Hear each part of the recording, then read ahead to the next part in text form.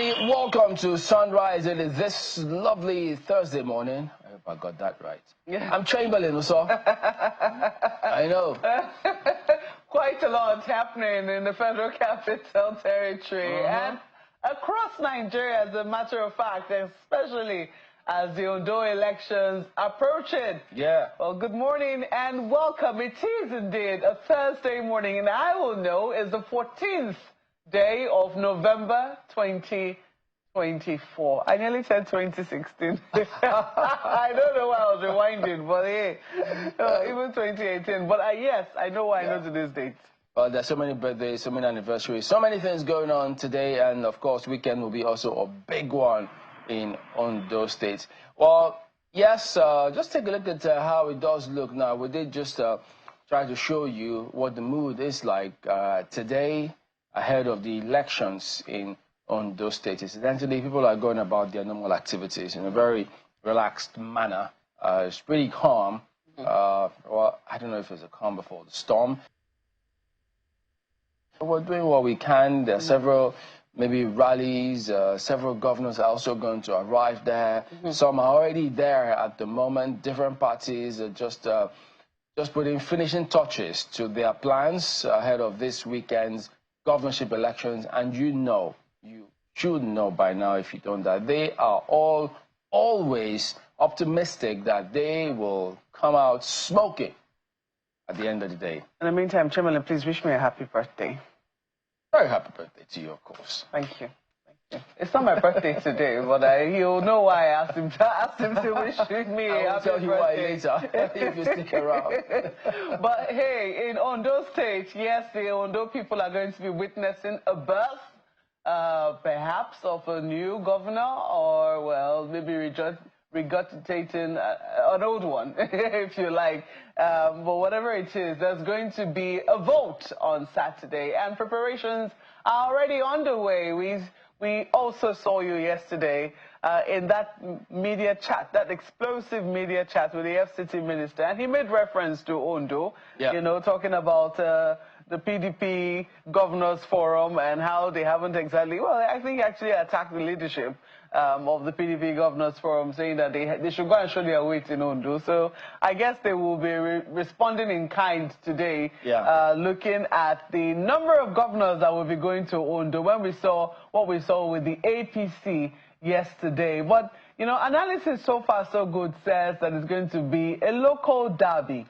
In other words, external influences might be very far from, you know, what is going to be happening in Ondo State. And it will be largely the choice of the people of Ondo State. So we'll wait to see how that plays out. We hope that INEC will uphold its own end of the bargain and try its best possible to make sure that the process is free and fair. I know how they like to say that it's not just our duty. In fact, they say if the environment isn't right. But if we are to go with the campaign so far so good, we know that the, we should start measuring scale of enmity now. Maybe we should have a scale of enmity between actors, between contestants. It does appear that there is a brotherly atmosphere in Ondo State if we're to go with the debates that held in the state prior to the elections, or prior to the coming elections. It was last Sunday the debate held in Ondo State, you know, and there was a lot of my brother here, my brother here. So let us hope that that brotherliness will be upheld into the elections, and, you know, those who will be going to the polls will realize that this is a battle amongst brothers. You know, there's no need to spill blood for this. But sights and sounds of Ondo State. Oh, yeah, absolutely. So there are some developments about that election which we hope to bring to you in the course of the program in here today. But of course, the PDP and the Labour Party, amongst other parties, are trying to unseat the governorship, the governor who is a member of the APC. So all of that we'll talk about today as we go on today. But yes, a lot will be going on in Ondo State. So if you can take a look at some of those images coming through now any moment, you'll also, yes, there'll be some activity on the part of the People's Democratic Party in Ondo State this morning. Indeed. As a matter of fact, so we understand they're putting, you know, trying to ensure that they get all those actions right before the day runs out, because from tomorrow, I think they're going to cease all campaigns, and all of that. So they have to do everything today and ensure that all of that is ready. So the skyline of Ondo State does not look bad this morning because, as we did tell you, lots of people are still going on peacefully. But the late Chief of Army Staff, General Tarid, there'll be a guard of honor. Yeah. Okay, so, but yes, we really tell you about this. This is how it looks from above in Ondo State at the moment. So, yes, all roads for Akure and every other part. And they talked about different areas, Idore, Ilaje, several areas that the states, the security agencies are beaming their spotlights to ensure that all goes well. Any flashpoint whatsoever, they say they have it on their radar. Interesting. Well, Akure now is beginning to wear the toga of his city. You can see the developments right there if you're to look at the skyline. I mean, yes, there's Ondo town, which is actually a place by itself, but I dare say that you'll be shut down if you dare call Akure a town. But as you can see, it's beginning to wear. Don't let the people of Ondo come for us this morning. But as you can see, it's beginning to wear the toga of the city. Development on almost every corner, a very, very urban area. Arakale Road in Akure. Should I say Akure City now? Akure City. We usually don't put city to it, they just say Akure, but hey, well, from what you can see here, I think it's okay to call it a city. Suddenly developing rapidly and attracting more and more investors to the state, not just for its agrarian and also educational facilities. That's one of the things that the people of Ondo and also neighboring Ekiti cherish quite a lot, and one of the things they're reputed for are their prowess when it comes to education. And you also have a lot of universities coming up in that particular area, so they're becoming a hub of some sort. Maybe they're about to take over the baton from Ogun State, which has a lot of universities domiciled within it. Who knows what will happen in Ondo? But yes, we've already told you about the elections coming up this weekend, whether it will be reflecting the sagacity of the people of Ondo in that regard. We will find out. We'll find out on Saturday, and I cannot wait to see. Yeah. Okay, so let's take you through some of the dailies this morning.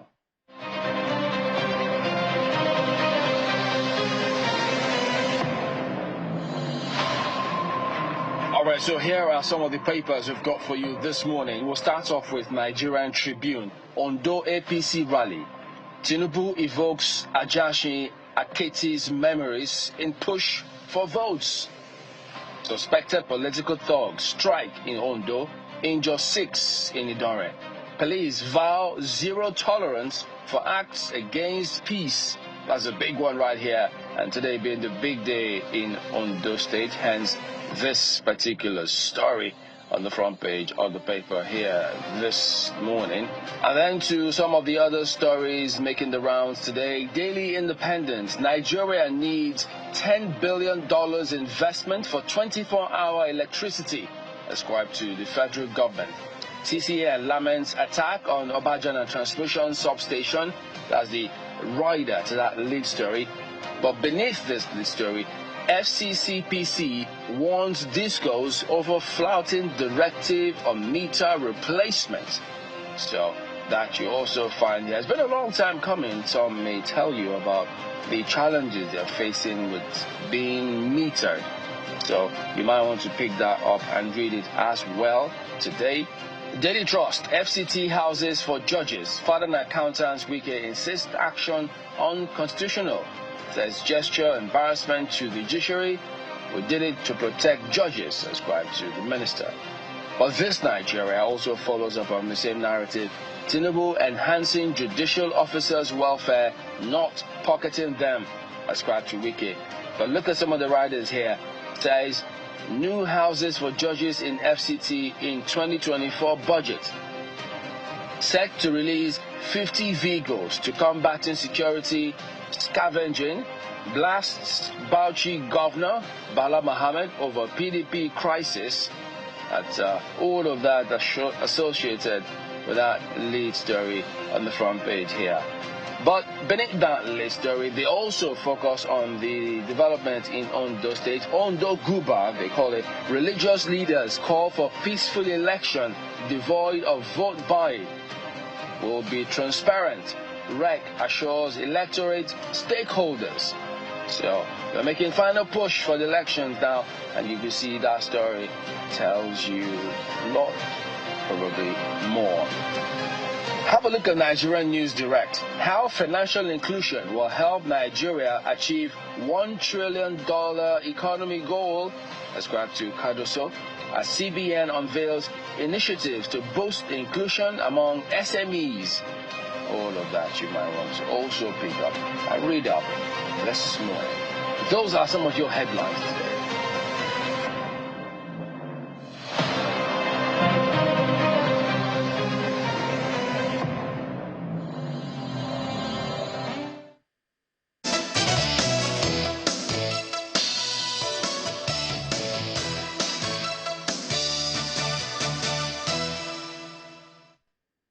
All right, welcome back to Sunrise Daily. Well, yes, we're previewing the forthcoming Ondo governorship elections. Well, we're able to speak with Chief Olushola Ibisheni as well this morning, so that may still happen. But a recent development, which is what Dr. Ayo Olorunfemi is going to talk to us about this morning. He joins us virtually today. Good morning, and thank you for joining us on the program today.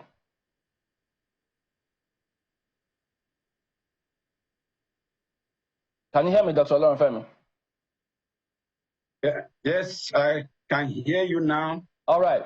So there's been a lot of back and forth concerning the candidature for Labour Party. So we're reading certain statements here and there, seeing some documents, legal documents flying. Can you tell us what is going on? Thank you very much, Chamberlain. You recall that the Labour Party conducted its primaries, and I emerged as the candidate of the party. And while things were going on, and we were preparing and going up and down campaigning, Ibisheni surfaced, having lost in the PDP primaries, and was making every frantic effort to becoming the candidate of Labour Party. Unfortunately, it didn't work, and we continue our work. Surprisingly, we discovered that he went to court secretly to obtain a judgment. You know, I have.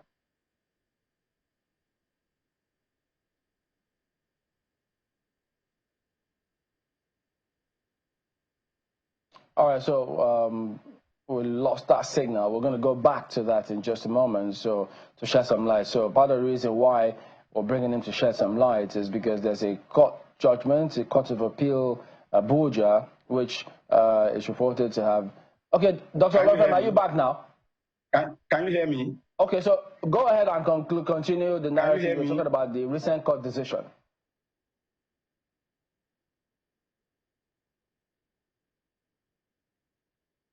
Hello, can you hear me? Yes, go ahead. All right, so we had to go to the Court of Appeal, and thank God for the courts. They came out yesterday to set aside the judgment of the Federal High Court that granted, that ordered that INEC should upload the name of Ibisheni, having discovered that that judgment was gotten through deception. He deceived the court to get that judgment. And in fact, as a matter of fact, the Labour Party was not informed of that matter, was not informed. The Labour Party never approved that case in court. And secondly, the Labour Party never forwarded his name to INEC as pronounced by the court. So the Court of Appeal saw all the facts laid before it, and came out with a conclusion that the court of the Federal High Court and the matter, the judgment must be set aside, and he ordered as such.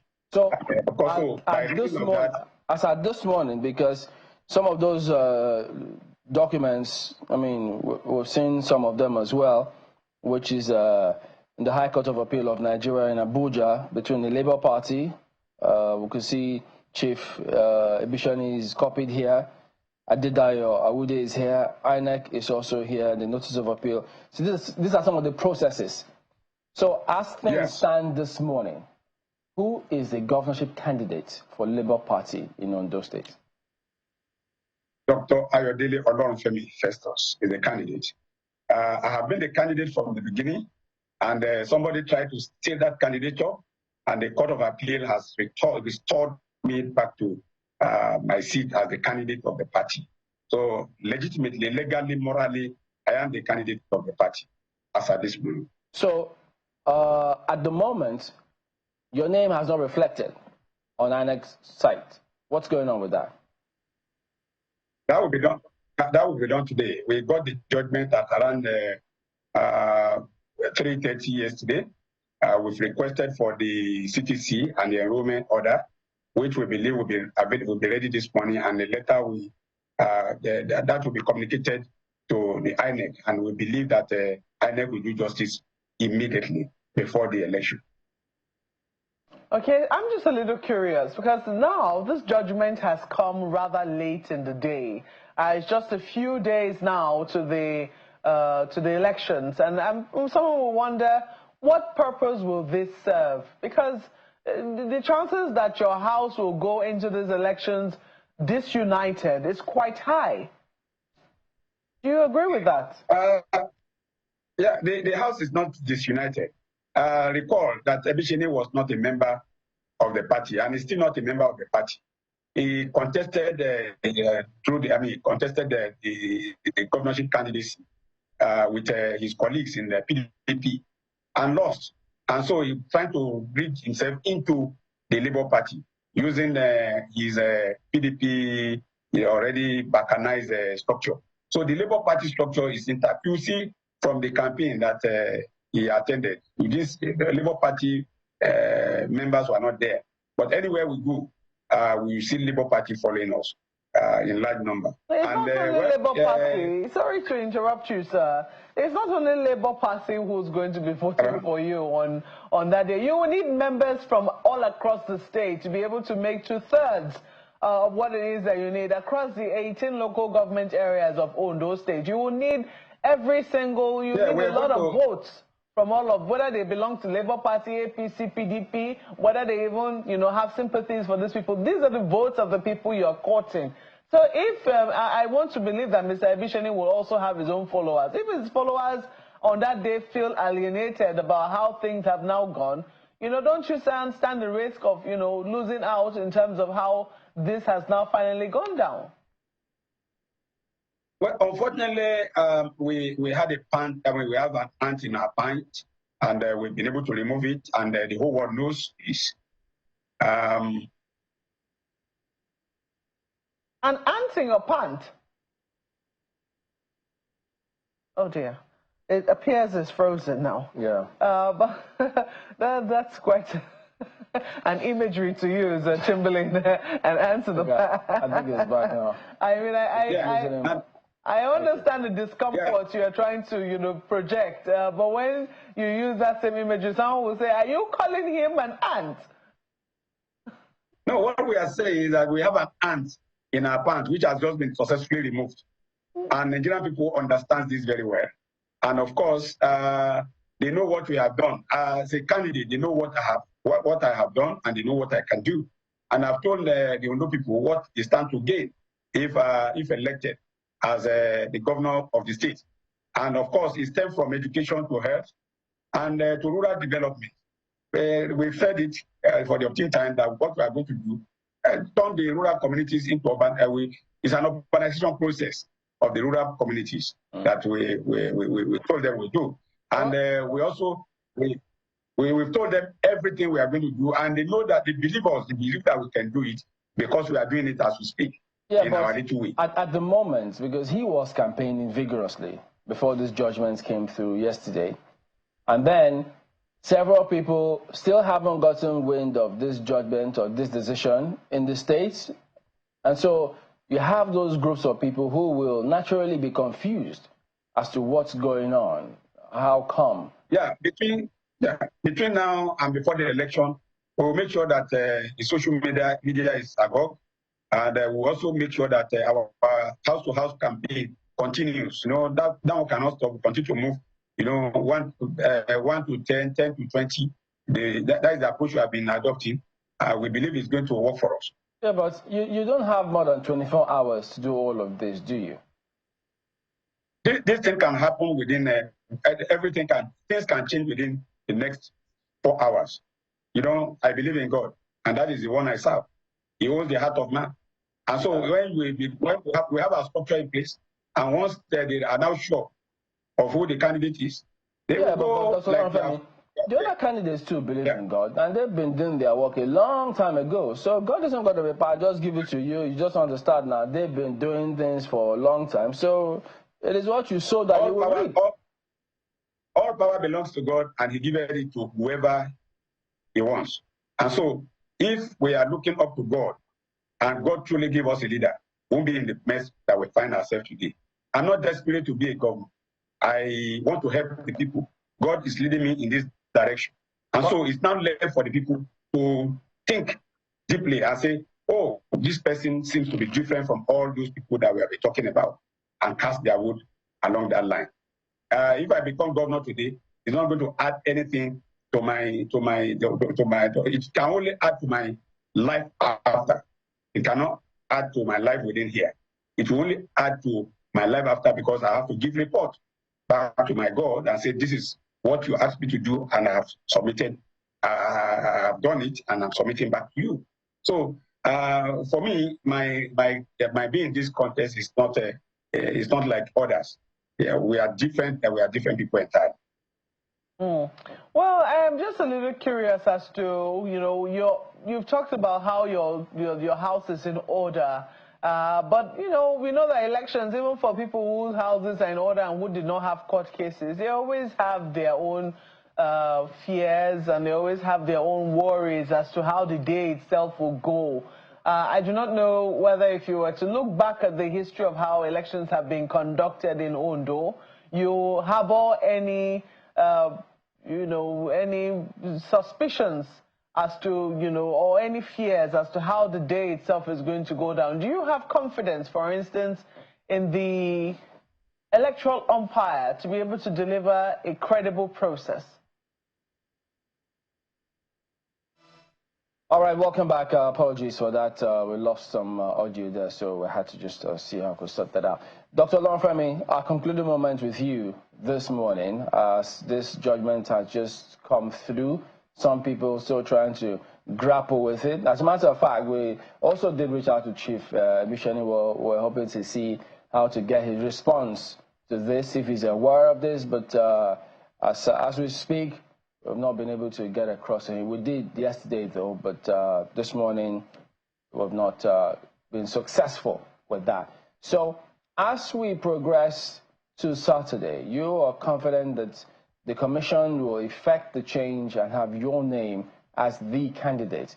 So in terms of security, I know several persons have spoken about some flashpoints, what to expect, some strength. What is your own strength, by the way? What locations are you hoping to pull a lot of votes to get victory for these elections?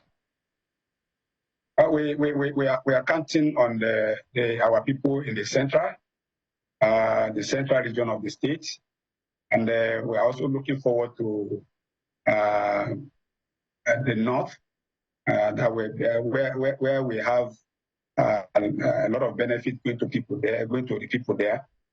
So there they even know us more as per what we can do, what we are doing right now. So what we stand for, our worldview. So they know this, and so we are looking at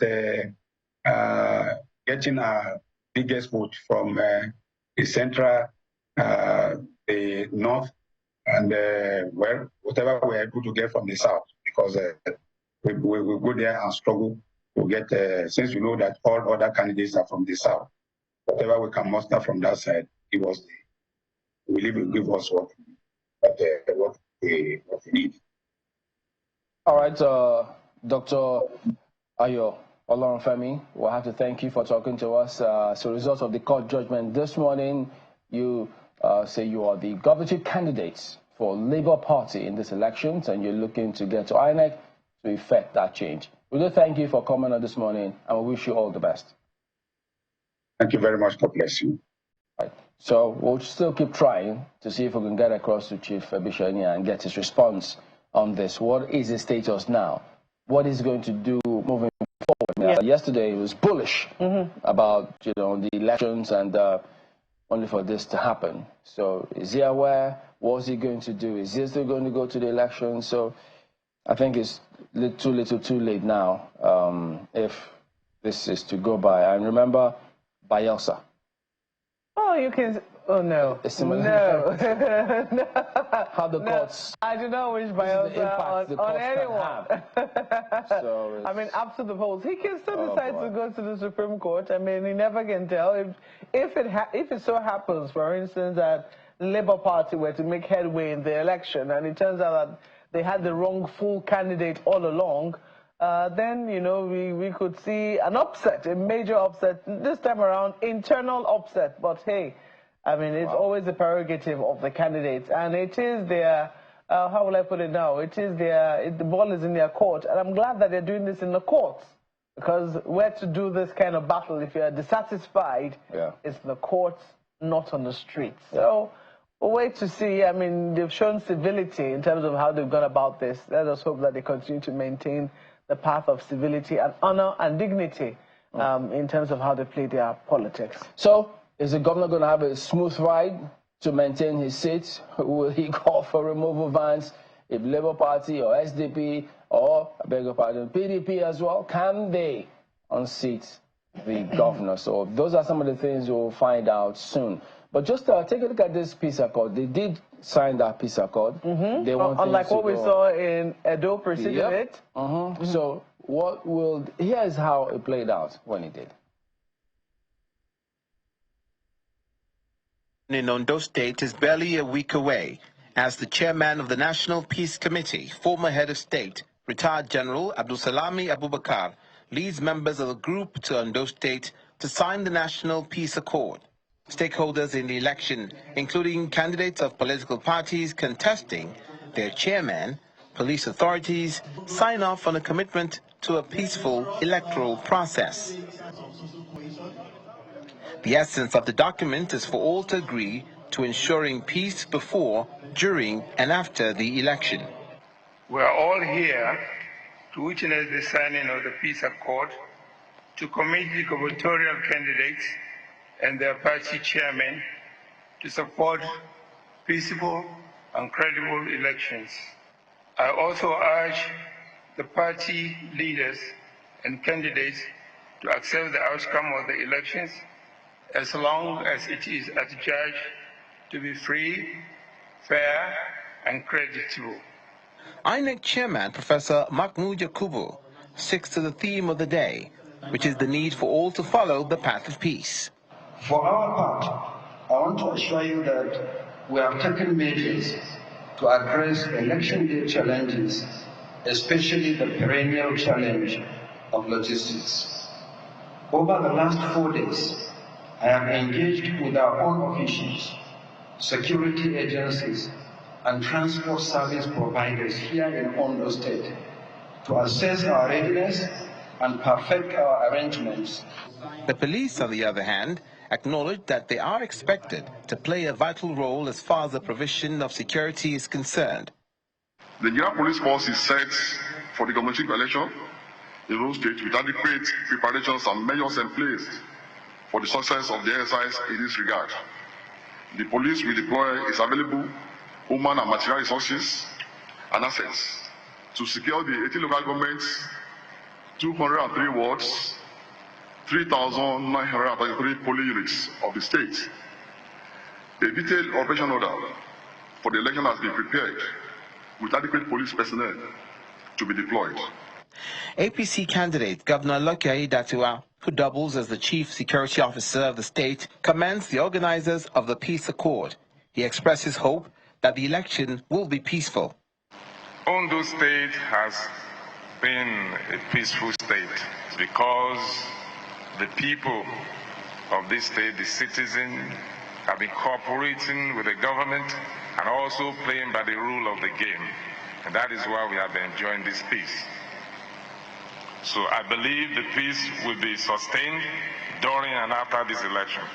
So I want to therefore plead with all stakeholders to play by the rules of the game and stay true to the tenets of the peace accord that have just been signed. Speaking on behalf of the political parties, the chairman of the Inter-Party Advisory Council, IPAC in Ondo State, pledges that the election will be peaceful.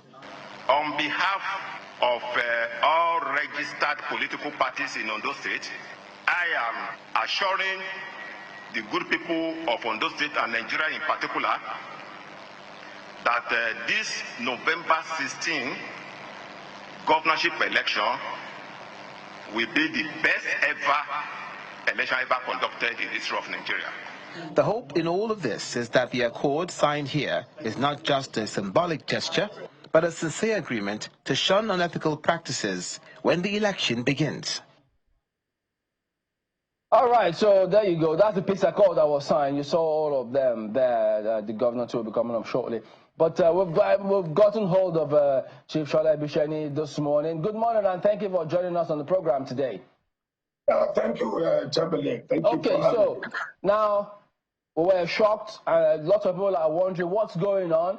Look at this appeal court decision. Dr. Olorunfemi says with this decision from the courts, he has now been declared the candidate for Labour Party in Ondo State, and that you cannot flout that court order, because if you do, you know the consequences. Have you seen that judgment, by the way? Thank you very much, Chamberlain. I am a lawyer. A court judgment is not delivered on speculation. I would have expected Olorunfemi to show you the judgment he's been making noise about since yesterday. At the High Court, presided over by His Lordship Justice Inwite, on the 27th of September, declared me and my deputy as the candidates of the Labour Party. And in the course of the case, the party, by the National Legal Advisor, Candidacy, came to court and said, yes, they have no opposition to my candidacy. That is very key. They have no opposition. They did not. You see, the suit was by originating someone which was fought on affidavit. The affidavit of the parties are clear as to why and what they are seeking in court. The party did not say, I am not the candidate nor my deputy. The party simply said, yes, I went to court and joined Labour Party as the first plaintiff, myself as the second, and my running mate as the third plaintiff.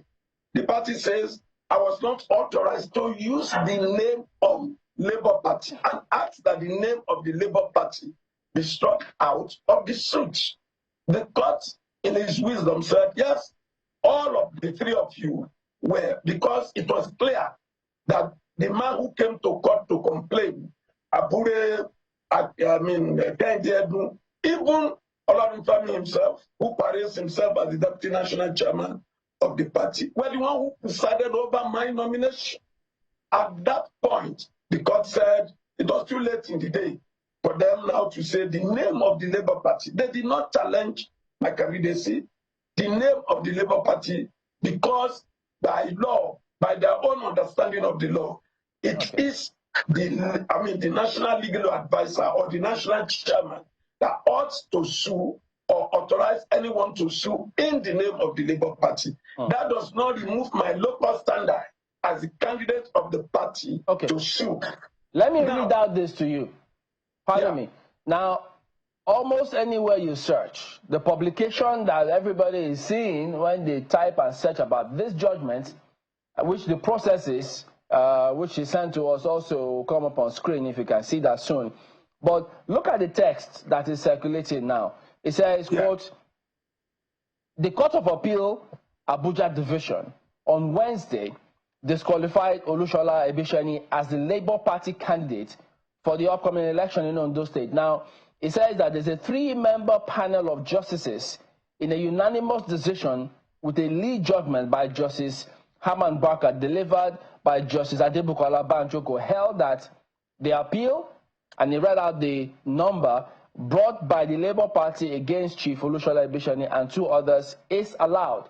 And the judge said that they were going to make the CCC available. Allowed, so tantamount to saying that you are no longer the candidate.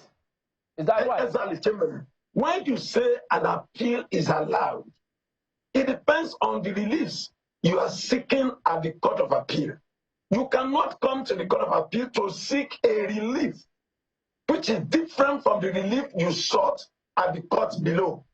I'm saying that at the court below, the only thing Labour Party said was that I was not authorized to use the name of the Labour Party as one of the 3 plaintiffs. The validity of my nomination was not in issue. So this Court of Appeal now cannot give to Olorunfemi or whoever thinks is in his favor what they did not canvass at the lower court. If you look at the report said appeal is allowed. What is the content? What is the relief that is allowed? And mark you, all the things you saw in the social media were orchestrated by people who want to stop us. By the way, there are 2 appeals that were filed.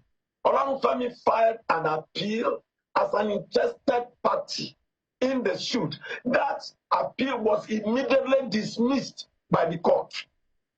He said he wanted to appeal as an interested party because he was not part of the suit at the lower court. That appeal was dismissed.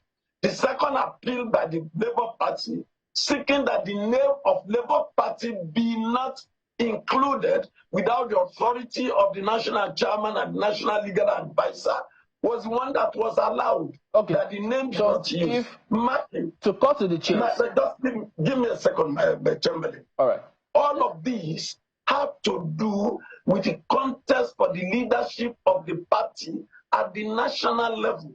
Abuja is only using my case to test the legality or otherwise of his chairmanship, which has come to an end for quite a long time. And he felt that he could use this case as a test case to determine the legality of his office. It has nothing absolutely to do with my candidacy. And like I said, you will have asked Olorunfemi to give you, he has said so much. Chamberlain, you can see me in my campaign attire. Exactly. Maybe that was why it was difficult to get you earlier on the show. So we need to ask you now, what is the implication of this judgment? Because they keep saying this effectively puts an end to you as the Labour Party candidate. What is his position now? That is not correct. You cannot read into a judgment what the judgment does not say. A judgment is like a law. There is nothing in that judgment that says Chief Olusola Nehemiah Ibishani is no longer the candidate of the Labour Party. Olorunfemi is sitting in your studio in Abuja, imagining himself as the candidate of the party. While you see me dead in my campaign attire. 2 days ago, I was in Olorunfemi's hometown in Ajoa, campaigning to the people.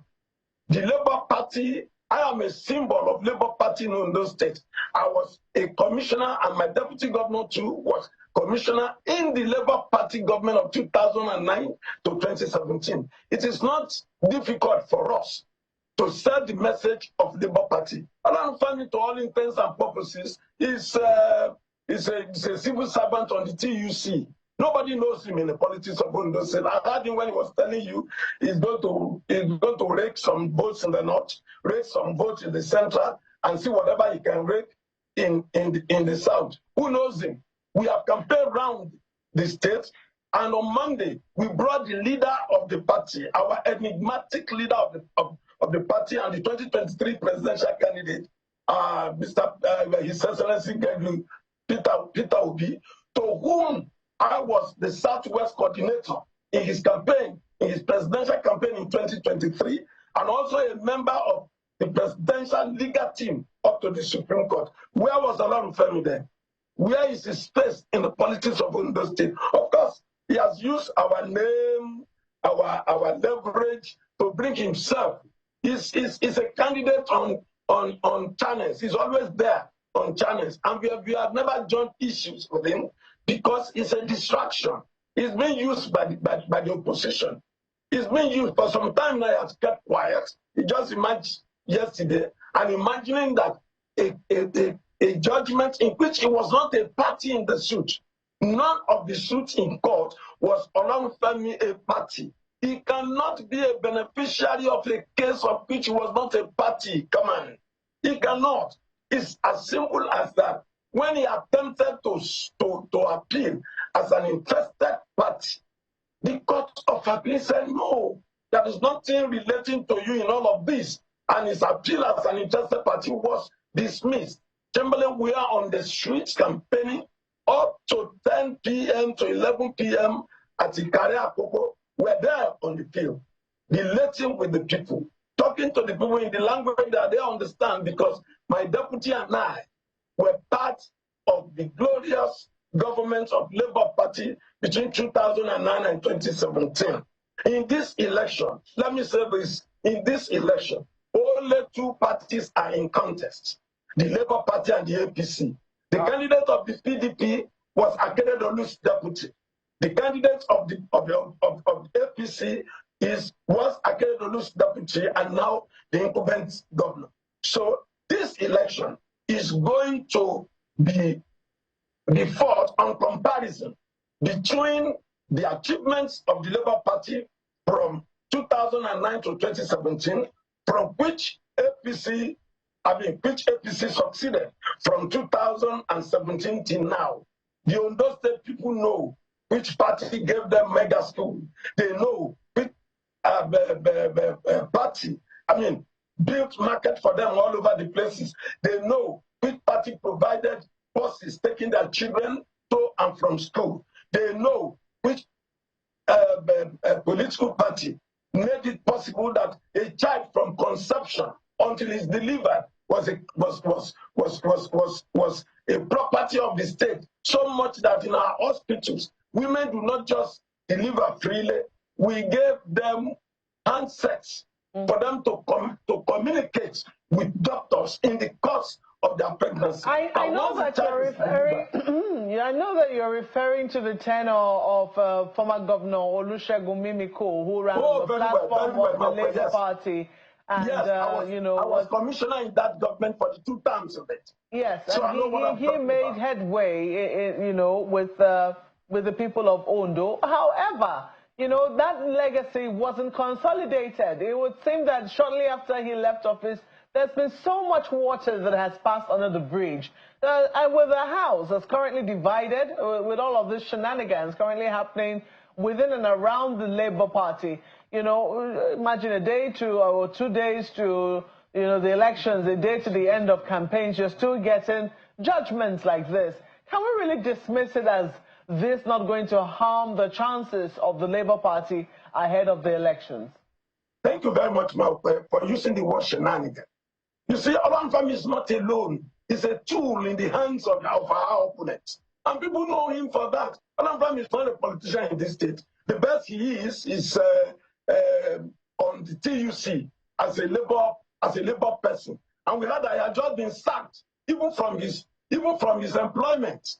He had just been sacked from his employment. He's therefore has no locus to even act as a member of the TUC for the purpose of Labour Party. He has had it so long coming on air saying all sorts of things. So why are you talking about him? I wanted to address the question, sir.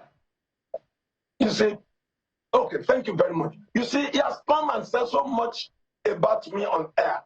I've been careful because I know that I am responsible to the people of Ondo State. I am Secretary General of my territory, and I know what burdens that imposes on me in terms of integrity. And to that extent, I am him in his brickbats. But you have used the very apt word, shenanigan, sheer shenanigan. And we are not going to be distracted. And that is why we are conducting this interview on Zoom. I could have gone to your office in Lagos or in Abuja to do all sorts of things. All right, Chief. I would do that. We're not to anchor at this point. even though Dr. Olorunfemi was not in our studio, it was virtual, but he did say that the Court of Appeal set aside that judgment of the High Court based on the fact that he was not joined and then there were a plethora of forged documents. That is No, Chamberlain, there's nothing like that. Okay. I said his application to be joined was dismissed. Okay. His application to be joined, he came to court. All right, you filed an application to be joined as an interested party. The court dismissed it. If he was not an interested party in the case, how come he's now a beneficiary of the judgment of the case of which he was not a party? All right, we need to let you catch up with your campaign so that because what I'm doing here is equally good for my campaign. It is to allay the fears of the people of Ondo State. It's to allay the fears of the teaming Labour Party members. Killing two birds with one stone, right? Okay. Is the governorship candidate of Labour Party, and Aiyedatiwa is the deputy governorship candidate in this election. You think you can defeat the governor? All of them you can do without it. There's nothing you can do about it. Do you think you can defeat the governor? I said, this is the first time, Chamberlain, that I am appearing on you. In channels. Olorunfemi have been here several times, but because I know, like the Yoruba says, if falsehood travels for 1,000,000 years, it takes just one day for truth to catch up with it. The truth has caught up with Olorunfemi now. The whole world will see that he does not even have the capacity to deliver on the governorship. When he was contesting, ask Olorunfemi. Olorunfemi was made a placeholder, and the party said that in court, that it was a placeholder. If you look at the trajectory of Ondo State politics, look at all the political parties in this race, all the candidates are from the South Senatorial District, in line with the accepted political culture of Ondo State. How can Olorunfemi come from the North that produced Akeredolu that is exiting after 8 years and think any party will take him seriously as candidate of the party? Or the people of Ondo State, the people of Ondo State has always rejected any candidate that ran against the political tide. Olorunfemi is from the North. There is consensus in Ondo State that the governorship of Ondo State now will come from the South Senatorial District, where I come from, and we are slugging it out. We do thank you very much. Even though several people have watched you speak on Channel TV several times as well. Oh yeah, I've spoken on Channel TV several times. I can't be trading words with Olorunfemi. That's why I'm saying, I've been on Channel TV. You've hosted me a number of times. That I can just come on national issues, on issues affecting Nigeria, on issues of restructuring, on issue of geopolitical arrangement of Nigeria, on issue. In 2023, I stood my ground in line with our colleagues in our Federal Secretary General to say that the presidency of Nigeria should go to the southeast. It takes the courage for a Yoruba man to come up openly in 2023 to say that for equity, for oneness, for inclusiveness, that the president of Nigeria, if he's leaving the north to the south from Buhari, and then when he gets to the south, he cannot go to any of the other two geopolitical zones that produce Obasanjo and Jonathan. It is only the Southeast. That's why we stood. We have our honor, we have our integrity. And that is why when you bring Lilliputians like Olorunfemi, I don't trade words with him. I'm above his class politically and in any manner whatsoever. Campaigning. Let him come to Ondo State and campaign. Let him not do his campaigns on channels and all the television houses he's been running. Nobody knows his name. He's only using the name of Shola Abisheni to sell himself in the politics of Ondo State. I was local government chairman. I was 3 times commissioner in this state. All right, Chief. I was a member I think it's the campaign in you that just keeps going on and on. We have to thank you for talking to us this morning, Chief. Let Olorunfemi tell you his political pedigree. I hope you can hear me, though. All right, Chief. We do appreciate your talking to us this morning, and we wish you all the best as you go on for the election this weekend. Thank you, Charlie Chamberlain, for having me. Even when I was excluded from your debate, the other time. This is good enough for us. You're included now. I mean, everybody can hear and see you here. Okay, you restricted your debates to APC and PDP. For whatever. All right, Chief. In any case, both of them are from the same political family. Thank you very much, Chief. We hear you. But it's going to be a very, very interesting one. And well, let's see how we progress with this one. But incidentally, it's going to be time for Business Morning on Sunrise Daily today. So I know the PDP have their campaigns coming up in the states this morning. They've got several governors who are going to arrive the city. I mean, you heard Chief Ebisheni there saying it's going to be between the Labour Party and the APC. So he's optimistic. He's bullish. Because he believes that the PDP candidate was once a member of the APC because he was deputy governor to the late Governor Akeredolu. So he thinks it's one and the same? He believes it's one and the same. Oh, dear. And he believes he can also defeat the governor in his own backyard. So, but I guess we'll find out from the governor if he shares the same view as him. So, I mean, you heard him all there. So he's been hitting the road campaigning. But all of that we'll bring to you as we progress. But it's time now for Business Morning on Sunrise Daily.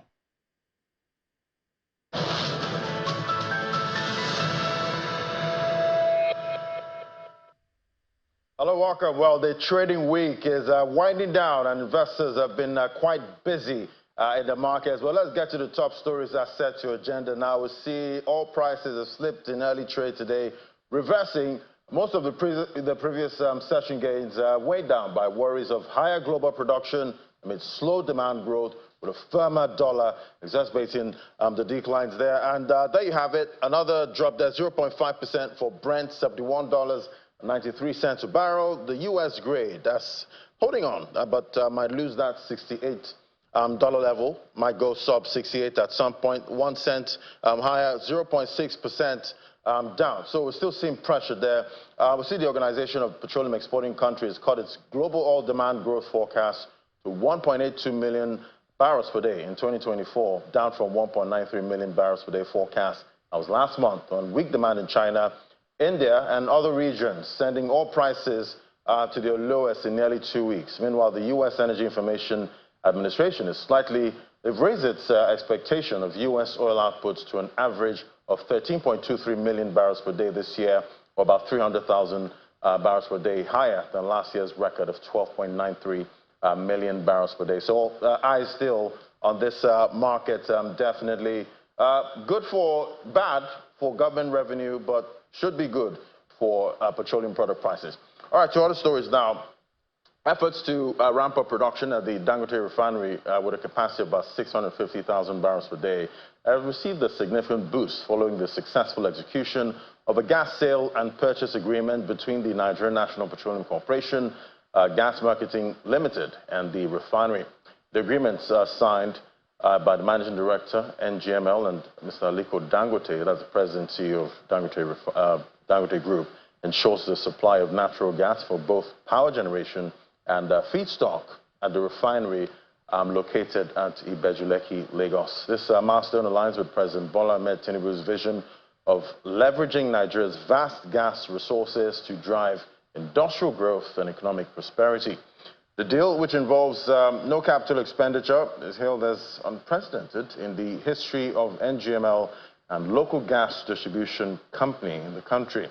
Under the terms of the agreement, NGML will provide 100 million standard cubic feet per day of natural gas to the refinery over an initial 10-year period with a potential for renewal and expansion. All right, let's get a check on the FX market. See, the Nigerian foreign exchange market opened the trading day yesterday on a steady note, but we did see an appreciation this time, 1,645 naira. That was a close for the NFM window, up 2.63%. So that losing streak that's been snapped at this point at the official window. NAFEX 1,679. On the flip side, that's down about 0.27%. There was intervention with the CBN stepping in, selling dollars, which led to the appreciation of about 44 naira, bringing that exchange rate to 1,645 naira. So still volatility right there. So other stories now, we see Nigeria signed a $1.2 billion agreement with China National Chemical Engineering Corporation, that's CNSEC, to restore operations at a major gas processing plant integral to the country's aluminium production capacity. That was announced by the Minister of Petroleum Resources, that's for gas, April. The deal is a strategic step towards revitalizing the aluminium smelter company of Nigeria in Akwa Ibom, which has been inactive due to prolonged legal and financial challenges. Partnering with BFI Group, Alston's co-investor, CNSEC, is set to rehabilitate the 135 million standard cubic feet per day gas processing facility at Alston. The effort aims to enable annual aluminium production of 300,000 tons, with plans to scale up to 1 million tons, potentially establishing Nigeria as a leading aluminium producer in Africa and beyond. In addition to boosting aluminium output, the project will generate up to 540 megawatts of electricity, addressing critical power needs in the region and contributing to Nigeria's industrial and energy landscape. Alston's managing director, Dmitry Zavalov, previously noted that reactivating of the smelter requires about $500 million investment to restore equipment and implement power solutions.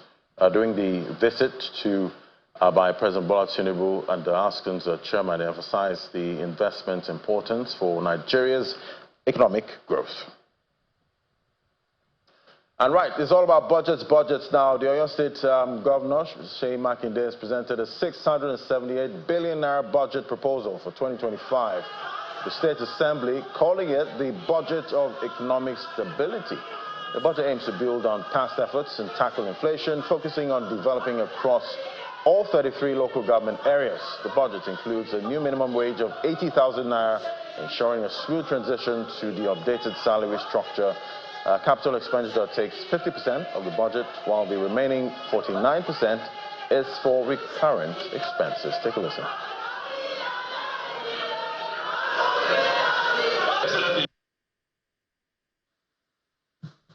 The goal of this budget is to consolidate the economic gains we engineered through the 2024 budget of economic recovery and translate them into more tangible benefits for our people.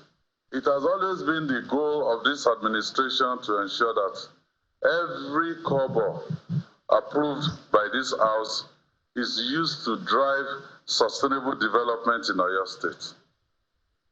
So the Oyo State 2025 appropriation bill is not going to be any different. We are even more determined to ensure that our people get more benefits from the implementation of this budget.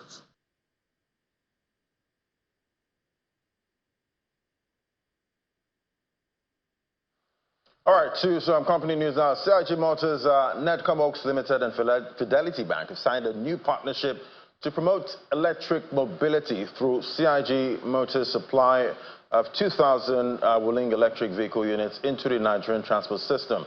It's coming after CIG Motors' initial partnership with the Lagos State government on a supply of 5,000 electric vehicles for lag ride. At the MOU signing ceremony in Lagos, the chairman of CIG Motors Group, Chief Diana Shen, says this new partnership is poised to save citizens from the troubles of maintenance, mechanical repairs, emission of carbon, long fuel queues, and most importantly, help to ease the lives of Nigerians through smart living and green initiatives. Take a listen.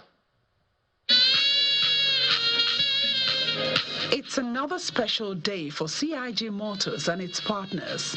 Here to witness the official beginning of a new partnership between CIG Motors, Netcom Oaks Limited, and Fidelity Bank are management and senior members of staff of the organizations, supported by two popular faces in Nigeria's entertainment industry. The strategic alliance focuses on promoting Wuling electric vehicles as a new generation automobile. The EV, it is a tool.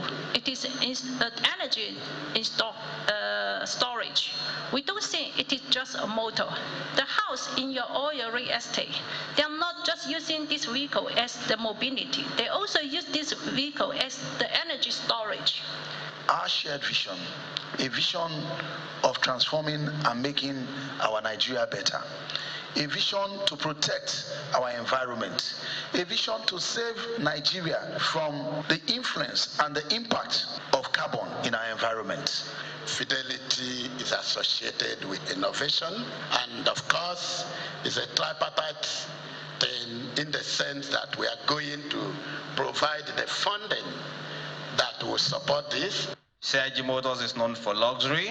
Pen on paper seals the deal to unlock the partnership for CIG Motors to supply an initial order of 2,000 Wooling electric vehicle units, including the setting up of charging stations across all of Netcomok's limited estates. The good part is these vehicles actually come with a mobile charger. But apart from that, we are doing collaborations with hotels, banks, power distribution companies, substations. That way you can have electric vehicle charging points in those areas. When vehicles are charged, it lasts 303 kilometers to 333 kilometers, depending on the vehicle. We are giving 3 years electrical warranty on the EVs in Nigeria, and we are training thousands of people, of young Nigerians, young graduates, to learn how to navigate the EVs so that new jobs will be created.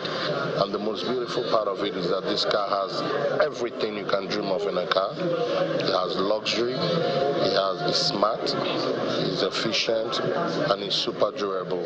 I've driven EV cars before, mostly in America, but here I drove my first EV car here today. It's really nice, quiet, cool, just like you don't know when the car is on, you don't hear it.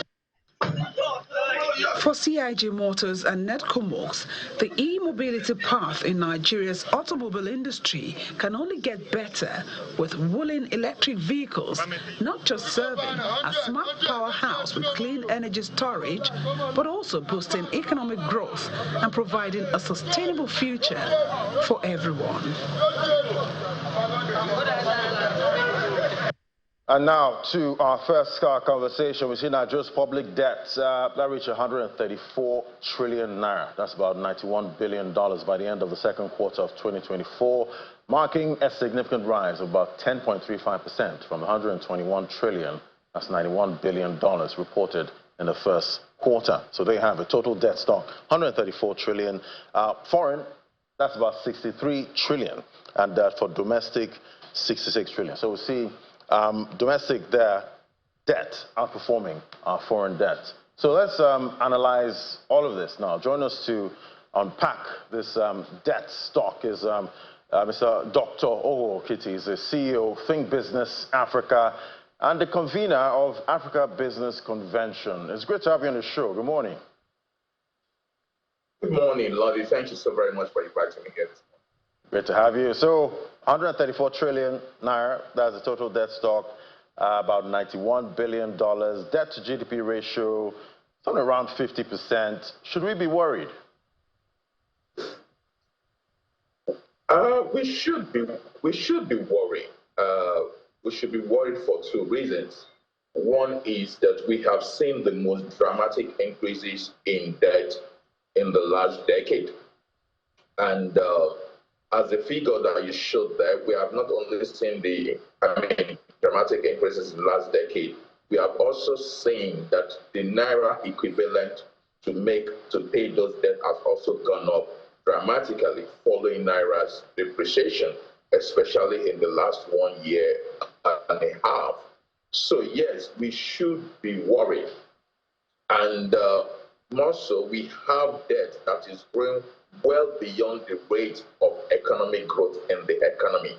So there is a reason why we should be worried. And of course, in terms of the revenue to pay back, that is not also growing as fast as the debt. So if you look at all the metrics surrounding the growth in Nigeria's debt, there is cause to worry, yes.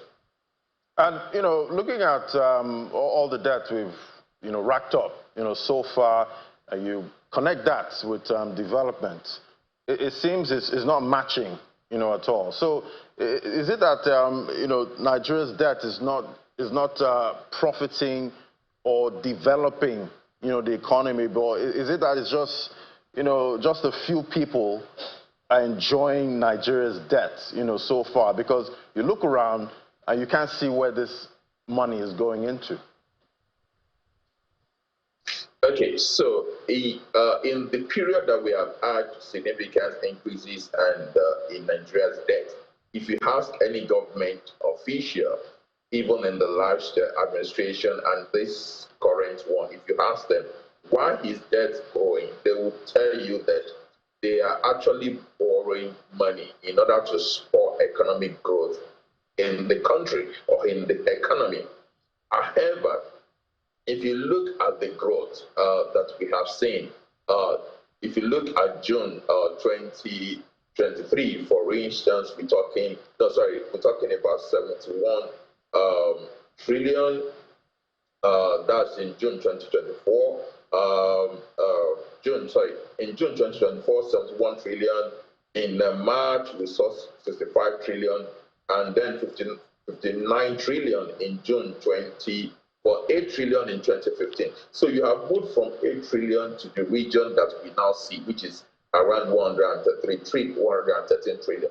So if you ask them what has happened to Nigerian debt, they will say they embarked on those debt stream in order to support economic growth. But why debt has grown in Naira terms by over 1,000% in the last 10 years, growth has only averaged 2% on average in the same period. So there is no correlation between the debt growth and economic growth, which is what we are supposed to see. So when you look at everything, whether it's revenue, debt to GDP, the capacity to repay the debt, the impact on macroeconomic instability, the impact on inflation, of course, what has also driven the depreciation of the Naira. So there is nothing that supports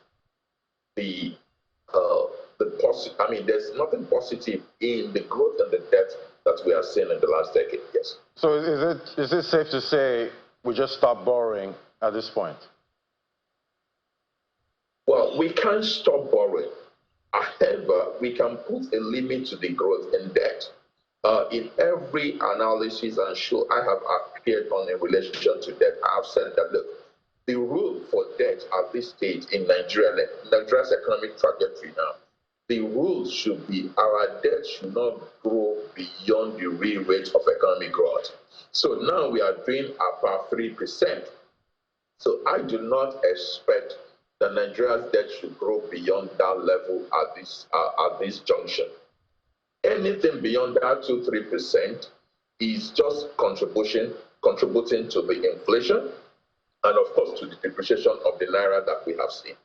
And there's something very, very ironic in Nigerian policy environment, and I believe many people would have understood this. Nigerian fiscal and monetary policy environment is very, very unique. So you have a situation in which all the problems, all the contributions to current macroeconomic stability comes from fiscal, because it is fiscal that goes to borrow, it is fiscal that embarks on deficit. Currently, almost 10% of GDP. Meanwhile, the rule says it should be about 3 to 3.5% of GDP. But we are currently doing almost 10% in terms of deficit expenditure. Those are the contributions to macroeconomic stability. However, when it now comes to where do we get the solution to Nigeria's macroeconomic stability, then we turn to monetary policy measures. It doesn't work that way. That's not the way economics work. The source of the problem is fiscal. The source of the solution should also be fiscal. We have a challenge if we continue to have successive governments that cannot rein in their expenditure. They can't rein in their expenditure. If you cannot rein in your expenditure and you continue to borrow with the expectation that there will be growth in the future, it does not work that way. It is the same growth in debt that is leading to macroeconomic instability, and it is that macroeconomic instability that is preventing us from growing the Nigerian economy. So that is the trajectory that we see, that's the process that we see, and that is the transmission mechanism in Nigeria. So for us to grow, for us to stabilize, we need to stabilize the rate of growth of debt, especially, the nature of our own debt, which obviously directly leads to increases in money supply. That is what we have to deal with. Anything short of 3% growth in debt over the next 3, 4, 5 years, so that we can consolidate, we can stabilize and consolidate economic growth and and improve the relative income and wealth of Nigerians compared to other economies over the next 3, 4, 5 years. It's not, if we don't do that, then we just continue to go down the drain. All right, and looking at the debt stock, you see foreign and you see domestic debt. Domestic debt seems to have outperformed foreign debt, with this current debt stock that we see. And the central bank, trying to rein in inflation, they've had to carry out some operations in the open market. So is this a bright spot, looking at this debt stock, seeing that it's more domestic? If I heard you very well, you're asking if the preference for domestic debt is something that should be welcome. Is that correct? Yeah, so is it a bright spot seeing that domestic debt is higher than foreign debt? Well, we know, domestic debt is higher than foreign debt because it's very, very easy to actually acquire domestic debt. But domestic debt is not free debt. The opportunity cost of domestic debt are very, very huge. Don't forget that the capital market that the federal government and the state government go for domestic debt is also supposed to be the capital market that businesses also go for debt. That's number one opportunity cost that is rising there.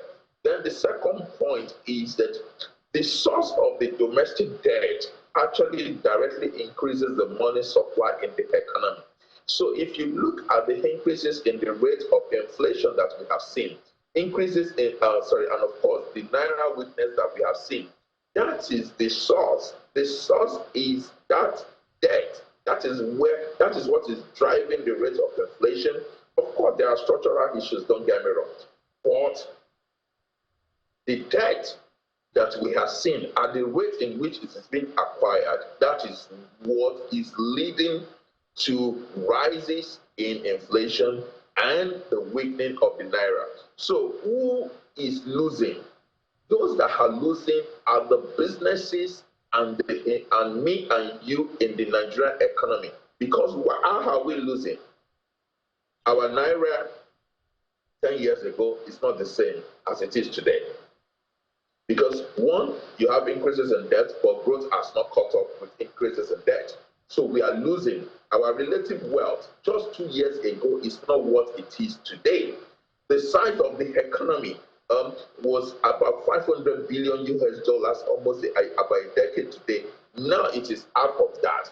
So it is the growth in debt that is translating to the increases in the inflation and of course the depreciation of the Naira that is eroding the relative wealth of Nigerians. So there is no free debt, whether it's domestic or whether it is foreign.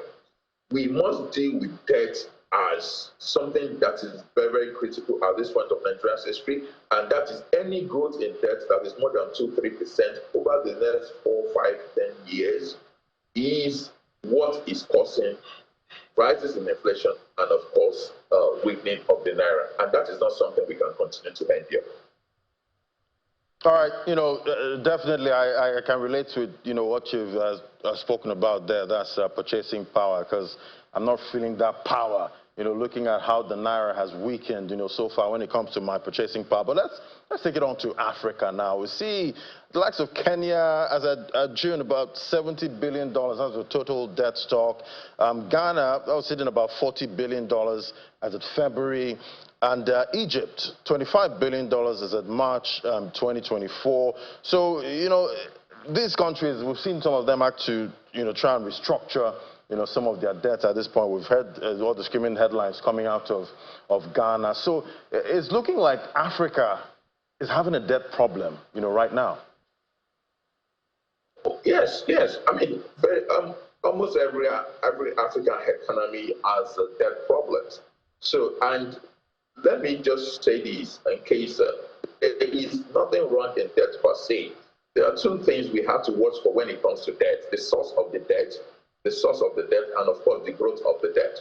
So when you look in the Nigerian situation, if you look at the sources of our debt at the moment, those sources are not sustainable because of the opportunity cost.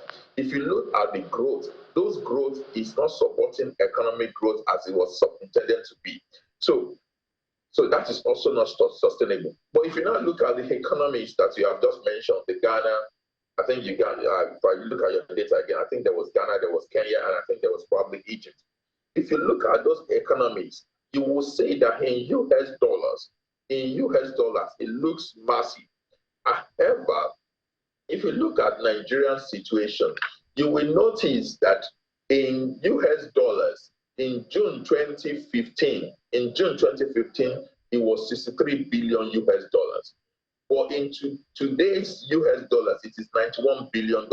So it doesn't look dramatic. However, it is because we have severely depreciated. Nigerian currency has been depreciated significantly in the last 18 months. And in that last 18 months, that is why the difference between 2015 and today is just about 44%. However, in Naira terms, the difference between June 2015 and June 2024 is 1,000%. So our debt growth in almost a decade is 1,000%. That is not sustainable.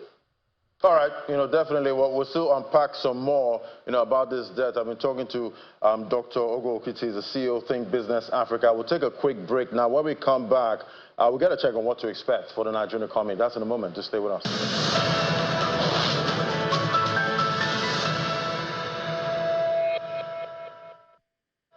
Welcome back. Well, as African countries are trying to avoid the kiss of debt, let's see how Nigeria can make that happen. We still have Dr. Ogo Okiti, the CEO of Think Business Africa.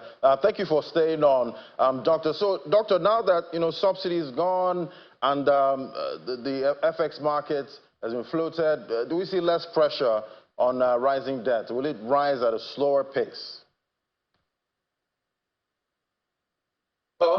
That is not what I think is happening. I think there's still pressure on debt, despite what I consider the most dramatic transfer of resources from the private sector to the public sector following the removal of subsidies.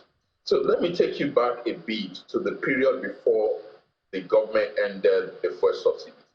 There were three arguments that were made before the policy. I'm talking three arguments in terms of decades. We've been making three arguments that, if the government removes first subsidy, then we will have resources for education. If the government removes first subsidy, then we'll have resources for health. And of course, if the government removes first subsidy, we will have resources for infrastructure.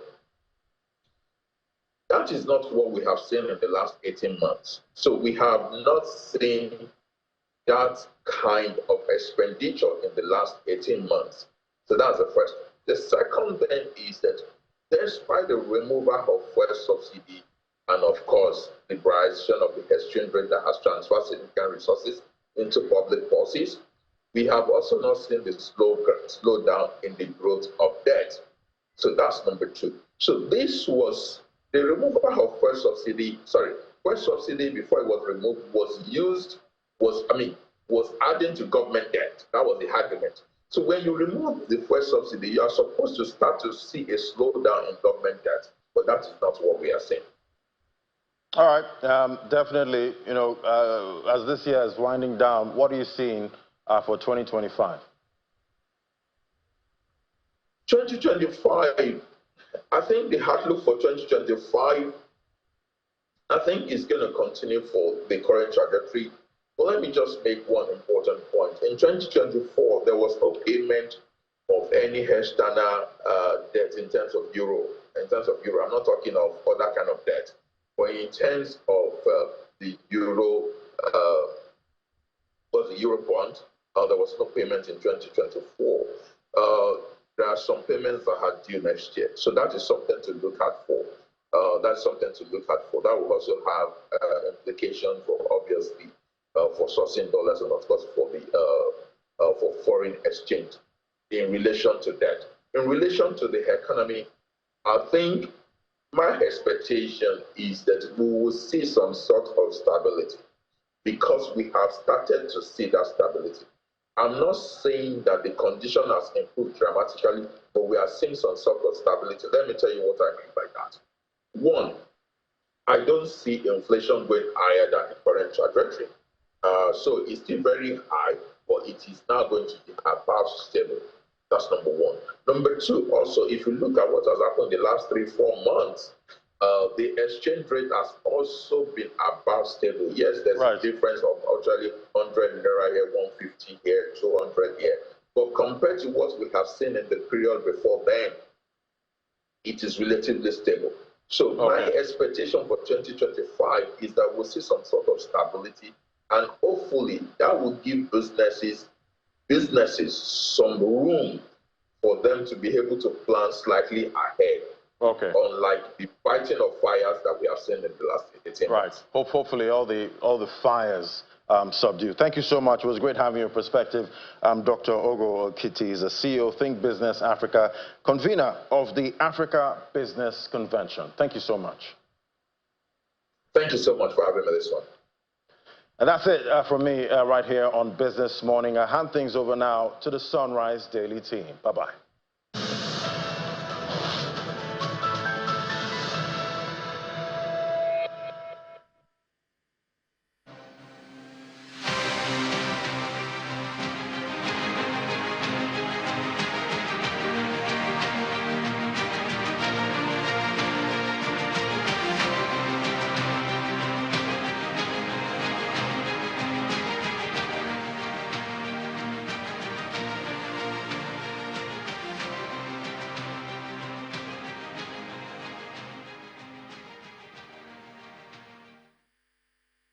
All right, welcome back to Sunrise Daily. Yes, indeed, we've got His Excellency Lucky Aiyedatiwa, Governor of Ondo State and governorship candidate of the APC as well. So we'll go ahead and have him speak to us about his plan and program and what he intends to do, getting conflicting signal.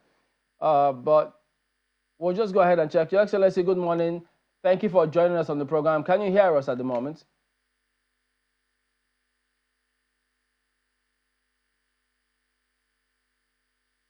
Okay, so we'll go ahead and have a look at some background, and then we'll be back to this.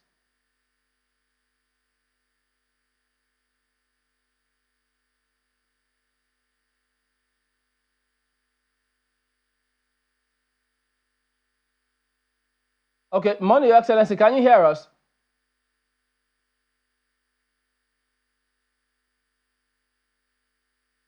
We can't hear you from here, so I don't know if they can at home, but we'll just try and sort that out, and we'll do it. But clearly, yes, it's about the forthcoming elections in the state. And first of all, I know that yes, you're out there campaigning, trying to see what can be done to ensure no one takes your seat away from you, but the candidates of the PDP, the Labour Party themselves, even NNPP, all of them, they're striving to see how they could get that away from you. So go ahead and tell us. So yes, we've seen some campaign activity. Even yesterday, national leadership of your party are in town.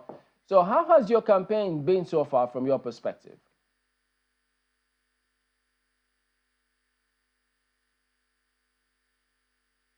Yeah, thank you. Yes, we put out a very, very strong campaign. My party, APC, as a candidate and a city governor, I can tell you that I've traversed the entire 18 local government area of the state, not just the capital city of the local government, but also the major communities in all of these local governments, so that I can see firsthand the environment, listen to the people, and be able to know exactly what to do in these various communities. So we are the only party, I'm the only candidate that has covered the entire 18 local government. Yes, you mentioned that PDP and the Labour Party are also there as strong contender of this seat. But I can tell you from what we have on the field as of today, which I believe, although today is the last day of campaign, I can safely tell you that we are a party to beat, because we can see the mood of the people, the excitement, and the major political stakeholders in the state. And not only that, our programs and projects, the activities of the government in the last 10 months since I assumed office, at least have been, commended by major political stakeholders and even the various communities. So we are good. We are ready to go out on Saturday.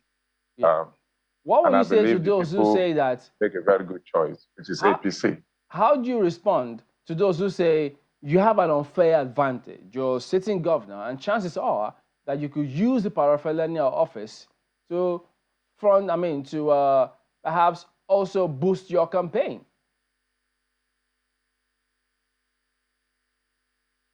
Well, it is not. That is the way it is. If you are in my position, you will do same. It's not taking advantage of the office that I occupy. It's not about running over the people or trying to suppress them. It's not that. The advantage that I have, I can tell you, is the people can see who I am. They know who I am. They know the language that I speak. They know, they have seen what I have been able to do within the last 10 months. Those are the advantages, really. It's not about using the office to suppress people or to be high-handed and trying to disrupt system, But the people can see, they can identify with our projects and programs, and they can feel our government positively in terms of what we have been able to do in the last 10 months. Those are the major advantages that I have. Okay, so about for some of our viewers, we'll take you to Anambra State in Oka. There's an event going on there, so just have a look at that one. But Your Excellency, staying with you, what kind of message are you telling the people? Because we've heard some opposition say, look, the lives of the people in Ondo State has not really improved in terms of the economy and the cost of living. So they wonder, why should they re-elect you as governor?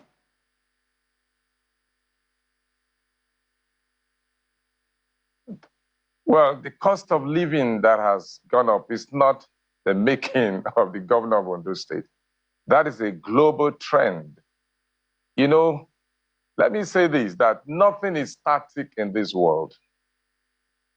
Society itself evolves, and the evolution of the society all across the globe, comes up with new demands, yearnings, and situations and circumstances, new systems. For example, in 1982, when I was working as a staff in a company in Lagos, the minimum wage at that time was 125 naira. That was what I was earning, 125 naira. Because things are cheaper at the time, that was the reality at the time. Over time, minimum wage began to increase as the society evolves. Today, workers are clamoring for increase in wages. For us in Ondo State, 73,000, some other states, 70s, like in Edo, 70,000, in Kogi, and so on and so forth. So it's an evolution. It is not about Ondo State governor. It's not Ondo State's problem. It's the societal evolution. Let me also tell you, a year ago in 2023, a ton of cocoa that is being grown from our soil here in Ondo State. Don't forget, Ondo State is the largest producer of cocoa in Nigeria. Now, a ton of cocoa in 2023 was about 2.5 million naira, which is about $1,200. But today, the same Ondo, the same cocoa, the same ton of cocoa, is about $11,000, which is about up to 15, 16 million naira. So our farmers are earning more money. It's an evolution. What do you think will happen to the cost of chocolate in Switzerland and other European countries that require cocoa, to produce chocolate? So it's a global trend. So our people have been educated. Don't forget to say the awareness is there that the issue is not about who is the governor right now. It's about what measure is going to put in place for them to earn more so that they can meet up with the cost of living. And that's exactly what we're going to do. We're encouraging our farmers. If you're a grower of cassava right now, you make more money.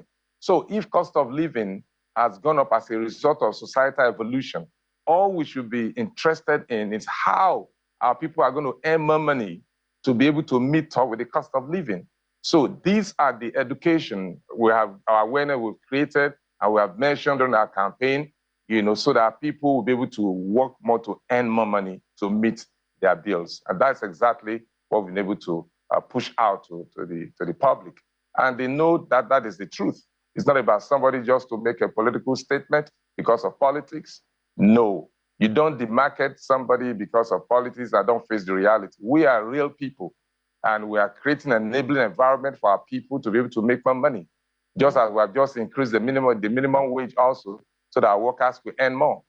Your Excellency, I mean, I see just how cleverly you've done that there, because you have said that it's a global issue, but Nigerians know that their problems are also quite local. I mean, what has caused the increased cost of living has been quite localized in terms of the removal of fuel subsidy and also the removal of subsidy on dollars, the flotation of the dollar on the forex market, causing the kind of inflation that we haven't experienced in years, if at all we have.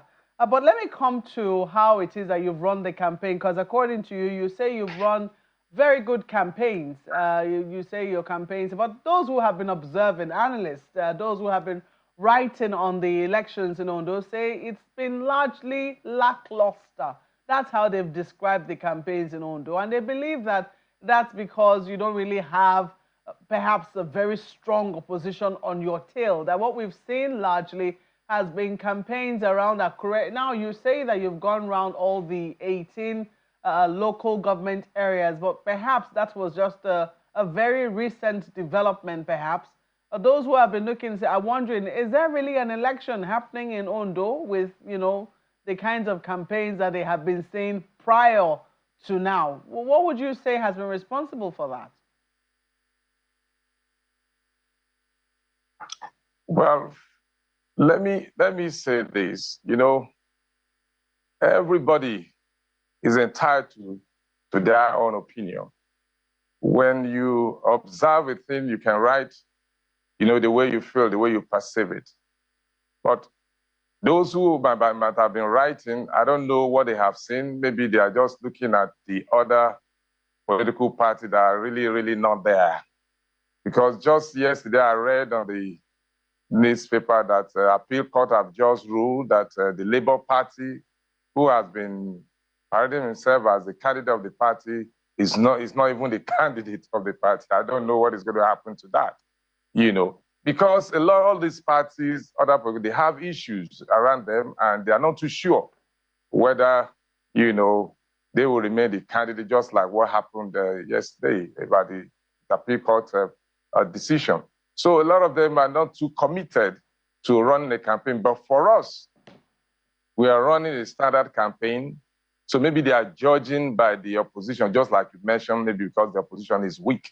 I don't know what exactly it is, but I know that most of the political gladiators in those states, they are presently in APC because they have seen that our party is a progressive party that means well for the people, and they need to just be part of it to ensure that they go along with the right platform.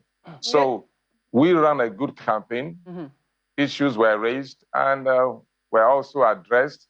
Don't forget that we are talking to our people. I don't know what they have seen, those who wrote, but for me, I went to the local communities.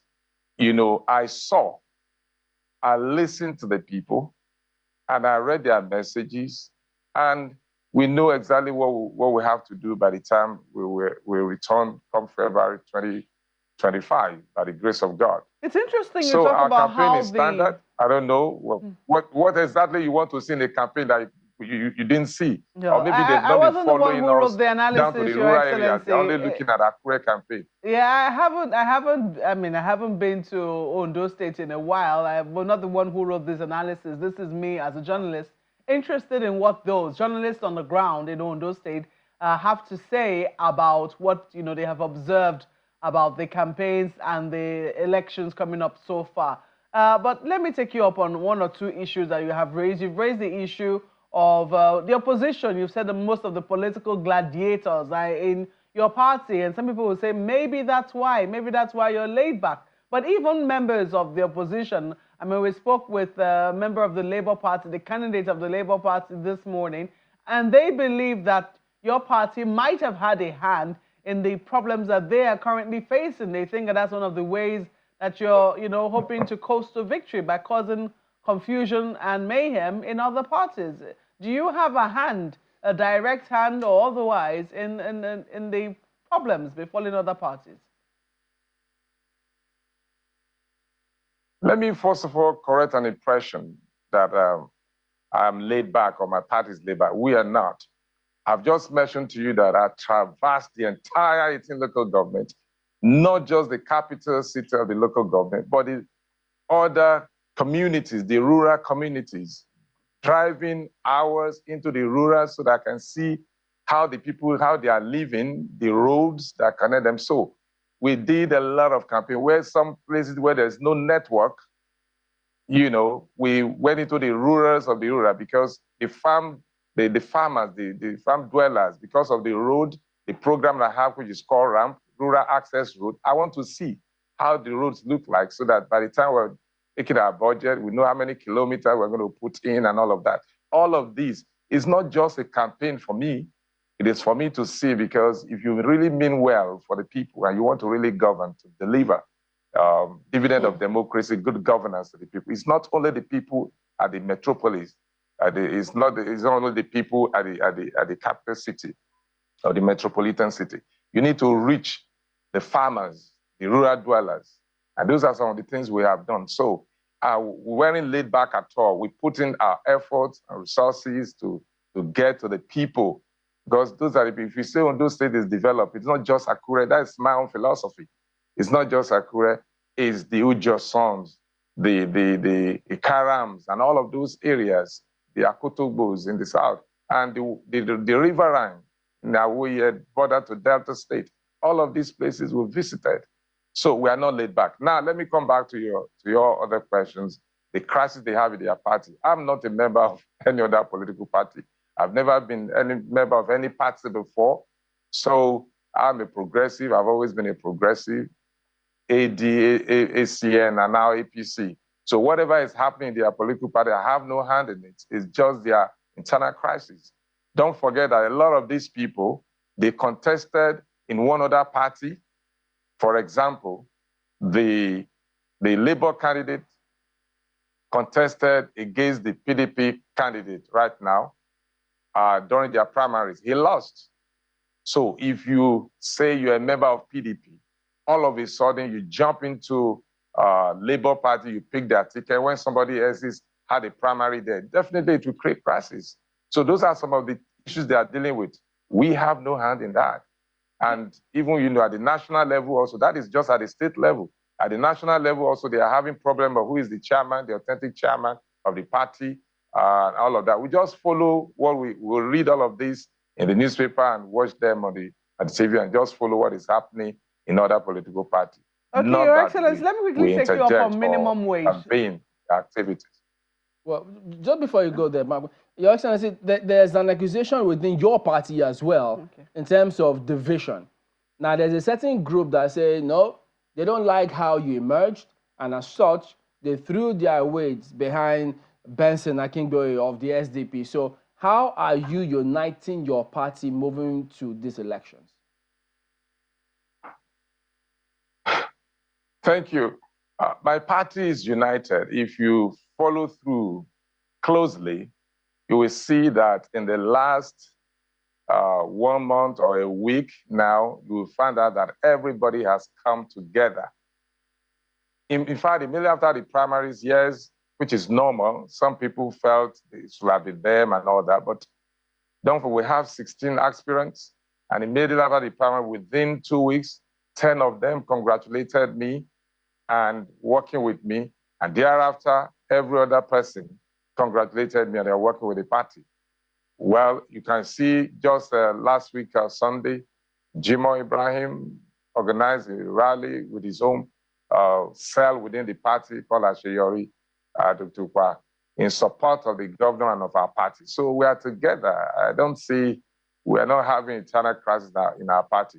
Now, when you say some people left our party to support Akinboye, that is not known. They should, let's have the clips or the meetings where that was declared. In our own party, those who left their political party to defect to APC, it was an open engagement. It was televised, it was recorded. We have all of that. We have records of all of that. So if they cannot show us the record, then I don't know what they're talking about. But let me also tell you that the deputy governor aspirant of this same SDP has defected in one of our rallies in Akoko. I think it was in Akoko Northwest. She come from. She defected and joined us. That is supposedly the deputy governor candidate running alongside with Akinboye has defected to our party. I received her into our party on that day where we went to Akoko Northwest for our campaign. Let me quickly bring up the issue of minimum wage because you brought it up in one of your responses. You said that you have now approved the 73,000 naira minimum wage, and indeed, we understand that that was well received by workers. But they say you have been shifting and shifting the implementation date for the minimum wage. Can you tell us why? And I think you wanted to coincide with the elections, the implementation to coincide with the elections. Are you making this an electoral matter? The issue of minimum wage is not an election matter. Let me correct that impression. Not at all, far from it. Because if you can recall that minimum wage negotiation or discussion, if you like, has been on for months. The federal government, the organized private sector, and the labor leaders, they have been, back and forth on this at the time. They even, threatened going on protests and all of that. But eventually, it was agreed, not the state governors that, that set that. It was the federal government, the labor leaders at the national level, and the organized private sector. So they agreed at 70,000 naira. Now, implementation has to start. For other states that have also started, that have announced their minimum wage, it's not as if because they have elections to run. So it's just a coincidence. It's not an election issue. Now, fortunately for me, it happens at a time when I was also running an election. So it's a coincidence. Part of those incumbency advantage, if you call it that way. I mean, if you say it that way. Now, implementation, I have just signed last week the consequential adjustment. Don't forget, a baseline was set, which is 73,000, even though what the law says 70,000 naira. And I can tell you that I'm the second governor that announced minimum wage in Nigeria, the second governor that announced the baseline. Some governors have not even announced their minimum wage up to this moment. At the moment I announced as the second governor, every other governor also were just announcing their own minimum wage. So it's not an election matter. Now implementation, I can tell you, as at the time it was announced, we're already in the middle of the month of October. And there's no way they could wrap up the consequential adjustment to reflect at the various cadres and levels in service. So they have to do that. A committee was set up, headed by the head of service, and the Secretary General and people from the Ministry of Finance, and then the organized labor leaders, negotiating what should now be if the governor has set a baseline of 73,000, for the low level in the entering point. What will now be the level, the amount other levels in service will be getting. So that have been fine-tuned and agreed upon. It was brought to me about 2 weeks ago, which I have signed. And I can tell you, November is here. Today is 13th of November. By the time the salary, because they need to also input all of this into the system, which I've given instruction that every workers must earn the minimum wage at the end of this month of November.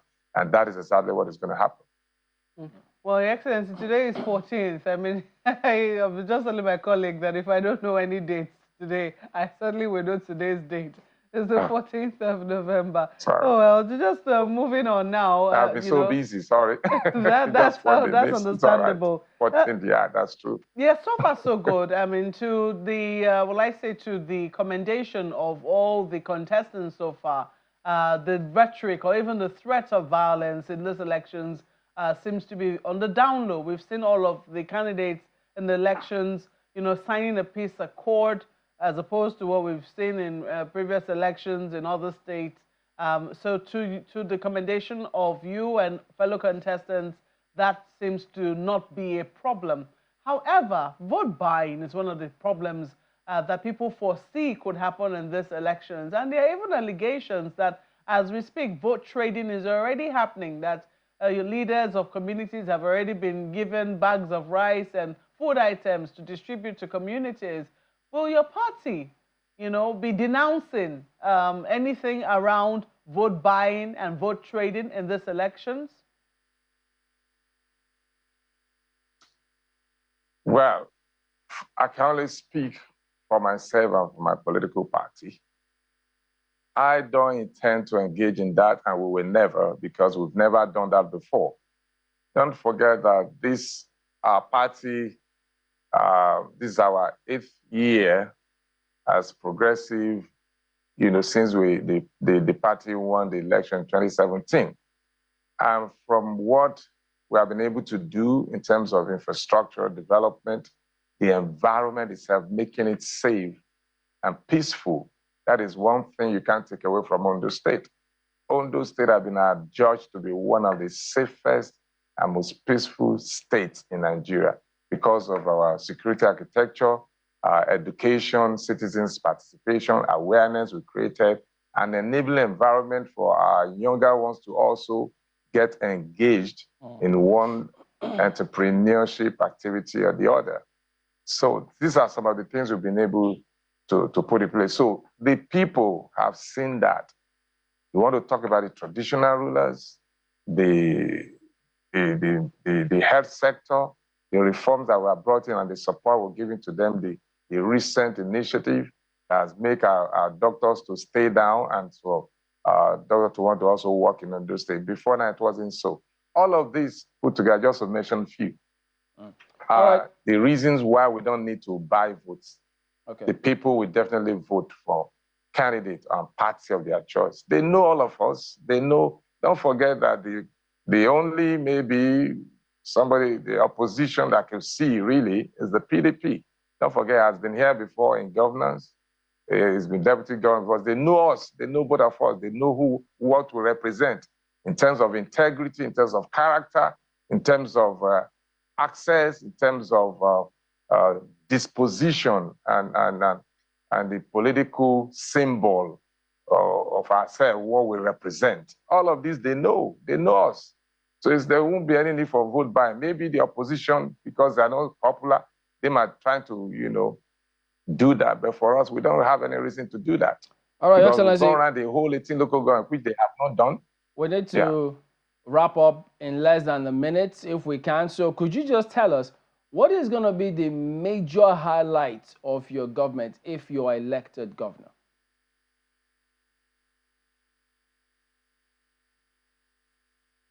Well, first of all, I must maintain security, because without security and peace in any system, you cannot do much in terms of development, in terms of infrastructure development, investment by investors. So that is one thing we are known for, like I said, but every other thing we are going to do, because there are structures already in place.